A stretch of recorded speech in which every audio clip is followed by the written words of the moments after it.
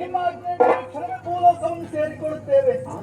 ಪ್ರಕೃತಿಯ ಮಡಿಲನ್ನೇ ಹುಟ್ಟಿ ವಿಕೃತಿಯ ದಾರಿಯಲ್ಲಿ ಮುಂದೆ ಹೋಗುವಂತಹ ಮನುಷ್ಯರಿಗೆ ಸತ್ಯ ಧರ್ಮದ ದಾರಿಯನ್ನು ನಾವು ತೋರಿಸಿಕೊಡ್ತೇವೆ. ಆಶೀರ್ವಾದ ಮಾಡಿ ಕಳುಹಿಸಿಕೊಡಿ. ಒಳ್ಳೆಯದಾಗಲಿ.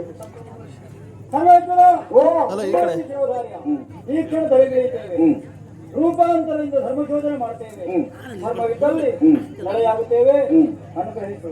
ಕರ್ತವ್ಯವೇ ದೇವರೆನ್ನುವ ಬದ್ಧತೆಯಲ್ಲಿ ನೀವೆಲ್ಲರೂ ಹೊರತು ನಿಂತವರು. ಎಲ್ಲಿ ಶ್ರದ್ಧೆ ಇರ್ತದೆ, ಎಲ್ಲಿ ಭಕ್ತಿ ಇರ್ತದೆ, ಅಲ್ಲಿ ದೇವರು ಜೊತೆಯಲ್ಲಿರ್ತಾರೆ.